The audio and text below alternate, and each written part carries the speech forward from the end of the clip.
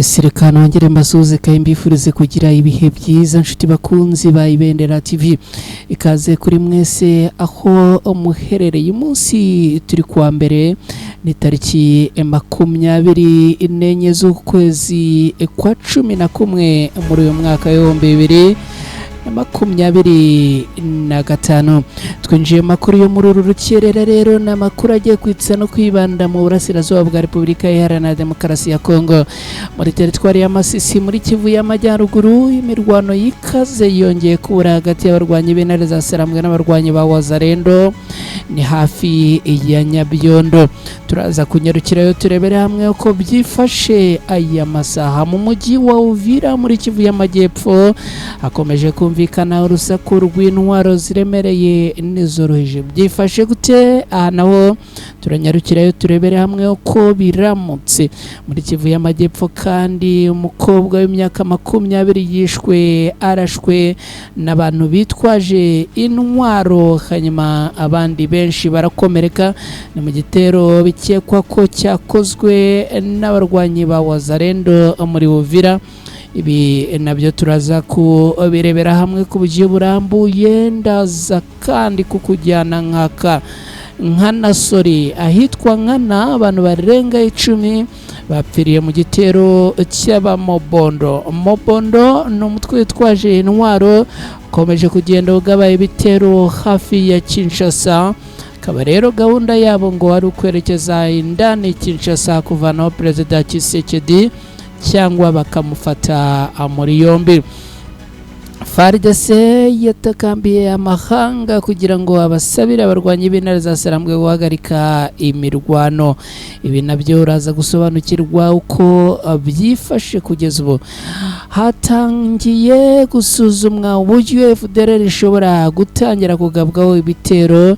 Ese ibi byo byifashe gute? Ibi nabyo abirimo byo ugiye gusobanukirwa hamwe natwe hano ku Ibendera TV.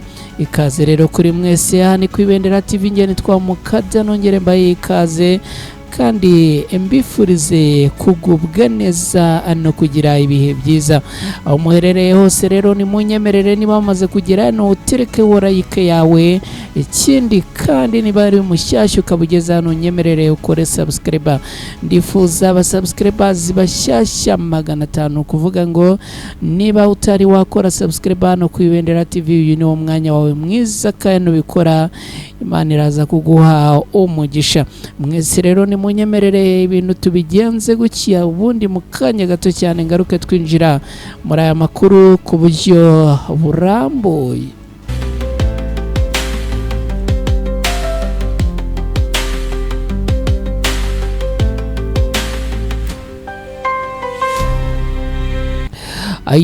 Reka nongere mbahe ikaze kandi nkomeza no kubifuriza kugira igitondo cyiza. Nizere ko mwagize ijoro ryiza. Abaherereye mu gihugu cy'u Rwanda mu turere dutandukanye mbaye ikaze. Abaherereye muri Repubulika Iharanira Demokarasi ya Kongo namwe ikaze. Abari mu Burundi ikaze. Abari Uganda ikaze. Abari Tanzania ikaze. Abari Kenya ikaze. Abari muri Zambia, Sudani, Malawi, Mozambique na Afurika y'Epfo namwe ikaze. Abantu baherereye muri Leta Zunze Ubumwe za Amerika, bari muri Norvège, abari muri Canada, abari mu Buholandi, mu Bwongereza, mu Bubiligi na Leta Zunze Ubumwe za Amerika na Australia namwe ikaze hano ku Ibendera TV. Muri teritwari ya Masisi muri Kivu y'Amajyaruguru, imirwano ikaze hagati y'abarwanyi b'intare za Sarambwe na Wazalendo yongeye kubura hafi ya Nyabyondo. Imirwano ikaze yongeye kuba hagati y'abarwanyi b'intare za Sarambwe na Wazalendo. Ni Wazalendo zo mu itsinda rya APCRS. Akaba ari imirwano rero yongeye kubura mu gitondo cyo ku munsi w'ejo. ikaba n'uyu munsi rero yongeye kubura mu gace ka Nyabyondo mu murenge wa Sobanyungu ni muri teritwari ya Masisi muri Kivu y'Amajyaruguru muri Repubulika Iharanira Demokarasi ya Kongo. Amakuru ava mu baturage bo muri ako gace aravuga ko hari kumvikana urusasu rw'imbunda nini nizoroheje, ibintu rero ngo bikaba byateye ubwoba n'urujijo mu baturage benshi, bakango batangiye guhungira mu bice bitandukanye ngo aba arokore ubuzima bwabo. Mu mujyi wa Nyabyondo y'imirwano yahise ikomeza ndetse ikaba yahise ibangamira ikanahagarika ibikorwa byose by'ubucuruzi, ubuhinzi n'ibindi bikorwa bitandukanye. Iyi mirwano irakomeje rero nubwo ngo habayeho ibijyanye n'amahoro, nubwo habayeho ibijyanye n'amahoro yasinyiwe Doha muri Katari hagati y'abarwanyi b'intare za Sarambwe n'uruhande rwa leta ya Kongo, ndetse nubwo ngo harimo guhagarikwa imirwano cessez-le-feu, n'ubundi ngo ibintu bikomeje kugenda biba bibi cyane. Kugeza ubu rero ibibazo biracyakomeye mu gace kabereyemo imirwano, kandi abaturage barasaba inzego zose bireba gukora ibishoboka byose kugira ngo imirwano ihagarare, hagarurwe ituze n'amahoro muri aka gace. Mu gihe tuvuga iby'iyi mirwano rero ni mu nyemerere tubabwire ko mu mujyi wa Uvira humvikanye urusaku rw'intwaro ziremereye n'izoroheje, naho urugamba rukaba rwongeye kuba urugamba kurasana, bikaba byafashe intera yo ku rwego rwo hejuru. Amakuru aturuka muri uyu mujyi wa Uvira aravuga ko urusaku rw'imbunda ziremereye n'izoroheje rwatangiye kumvikana mu masaha ya nijoro mu bice bitandukanye by'umujyi wa Uvira, rukaba rero ngo rwatumye abaturage binjira mu bwoba n'urujijo rwinshi. Amakuru ava mu baturage bo muri uyu mujyi wa Uvira no mu banyamakuru baho aravuga ko amajwi y'amasasu yatangiye kumvikana hagana saa 12 z'ijoro ku masaha yo muri Uvira na Minembwe, kandi ngo akomeje kumvikana mu duce dutandukanye tw'uyu mujyi.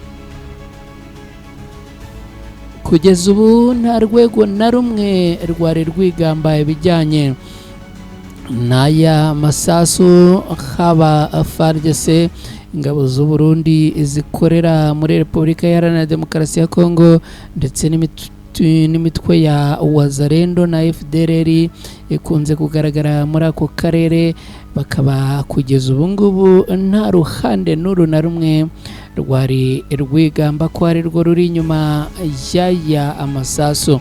Umujyi wa Uvira ukomeje kuba agace karangwamo imirwano kenshi bitewe n'ubwinshi bw'imitwe yitwaje intwaro ikorera muri Kivu y'Amajyepfo, ndetse n'ibikorwa by'inzego z'umutekano za leta ya Kongo zifatanya n'inzego z'u Burundi. Ibi rero ngo bituma umutekano w'abaturage uhora mu bwoba cyane cyane mu masaha ya nijoro.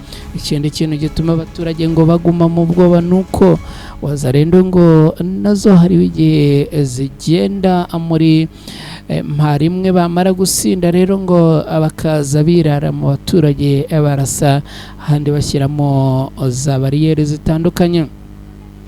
Inzego z'ibanze rero zikaba zasabye abaturage kwirinda ingendo z'ijoro ndetse n'ingendo zidafite akamaro, bakaguma hafi y'ahantu hatekanye no gutegereza itangazo risobanura neza icyateye rasagurana mu gihe ibikorwa by'iraswa bikomeje kugaragara mu mujyi.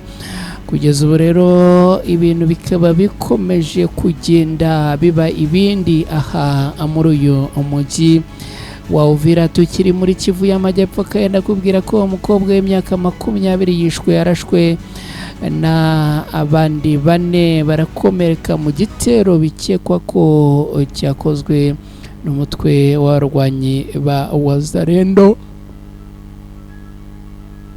ni muri uyu mujyi wa Uvira n'ubundi. Umukobwa uri mu kigero cy'imyaka 20 yiciwe mu gicuku cyo ku munsi w'ejo bundi kuwa 22 ijoro ryo kuwa 22 rishyira kuwa 23 Gushyingo muri uyu mwaka, akaba yariciwe muri Ruvungi muri teritwari ya Uvira muri Kivu y'Amajyepfo, akasiga ubuzima. Akaba rero ngo yararashwe n'umurwanyi bikekwa ko ari umwe mu bo mu itsinda rya Wazalendo rikorera muri ako gace. Amakuru atangwa n'abaturage bo mu gace ka Ruvungi avuga ko ibi byabereye mu cyumba cy'inama cya Paruwasi Gatolika ya Ruvungi.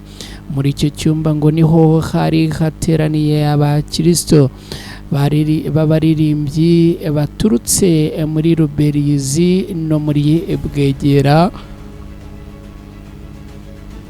Aba rero ngo bari mu mwiherero w'indirimbo. Sosiyete sivile ivuga ko ukekwaho gukora iki gitero ari uwahoze ari umuzalendo ari umuzamu wa Paruwasi, ubu ngo akaba ari umwe mu barwanyi ba muzalendo bayobowe n'uwitwa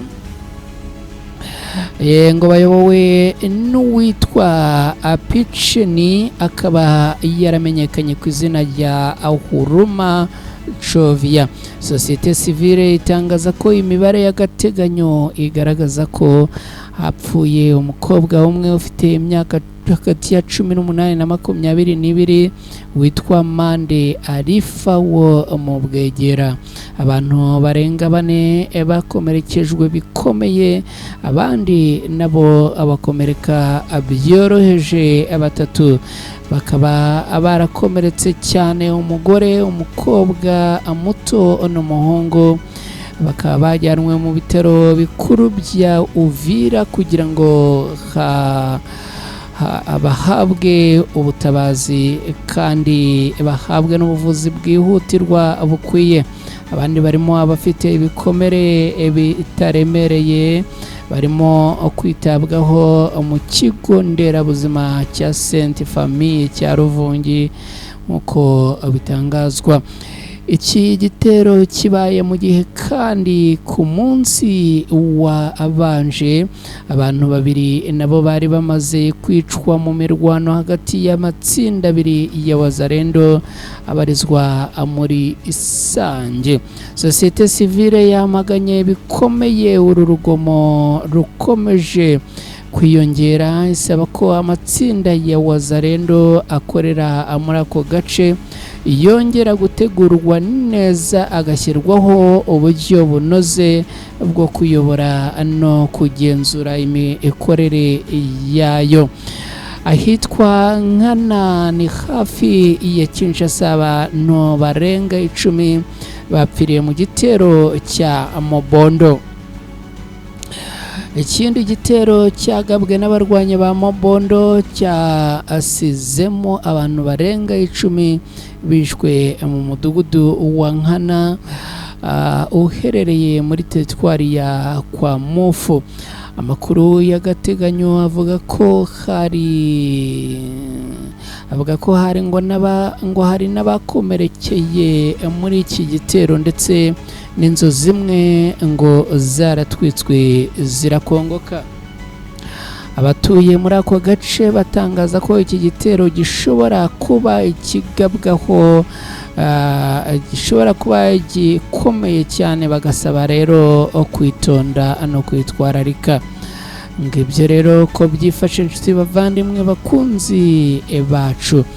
FARDC yatakambiye amahanga ngo abasabe abarwanye Benari za Sarambwe, ubundi ngo ibintu bigende neza, bahagarike ibitero. Ingabo za Repubulika Iharanira Demokarasi ya Kongo FARDC zatangaje ko ziri mu bihe bikomeye nyuma y'uko ihuriro rya Alliance Fleuve Congo M23 rikomeje kuzigabaho ibitero bikaze, nubwo ngo impande zombi zigaruriye ziherutse nubwo ngo impande zombi ziherutse kwemera guhagarika imirwano, ntago ngo ariko bikorwa na gato, kubera yuko ngo bikana guhagarika imirwano abandi bakanyura ku ruhande bagatangira kohereza amasasu. FARDC rero ikaba ivuga ko ibitero bikomeje kwibasira uturere twinshi, akaba ari naho FARDC ihera isaba Leta Zunze Ubumwe za Amerika kuzabasura ubundi bakaganira ku bijyanye n'ibibazo nk'ibi by'umutekano mukeya mu bice bitandukanye bya Repubulika Iharanira Demokarasi ya Kongo. Nshuti bavandimwe bakunzi ba Ibendera TV, munyemerere tugane ku musozo tubagezaho inkuru isoza ayo muri aya masaha. Kugeza ubu tuvugana hatangiye gusuzumwa uburyo FDLR ishobora gutangira kugabwaho ibitero. I Washington DC muri Leta Zunze Ubumwe za Amerika, intumwa abanyekongo n'abazarendo abashyirwa mu kantu, hanyuma ubundi ibyabo nkazabireba ejo. I Washington rero intumwa z'abanyekongo, abanyarwanda, abanyamerika na Katari batangiye gutekereza ku bikorwa byo kugaba ibitero ku mutwe wa FDLR urwanya ibintare za Sarambwe ariko na Leta ya Kigali. Iyi yari ingingo nyamukuru yo kuganirwaho kuwa gatatu no kuwa kane tariki 20 Ugushyingo muri uyu mwaka mu nama ya kane y'urwego ruhuriweho rwo guhuza ibikorwa by'umutekano rwashyizweho n'amasezerano y'amahoro yashyizweho mukono ku ya 27 Kamena muri uyu mwaka, ndetse ibintu bikaba bikomeje kuba ibindi. Nshuti bakunzi ba Ibendera TV aho muherereye hose, nimunyemerere mbabwire ko tuganye ku musozo w'aya makuru mwese aho muherereye. Nizere ko mukomeje kumererwa neza no kugubwa neza. Munyemerere rero nsoze hanyuma mbifurize kugira ibihe byiza, mugire umunsi mwiza. Gahunda za Ibendera TV zo zirakomeza.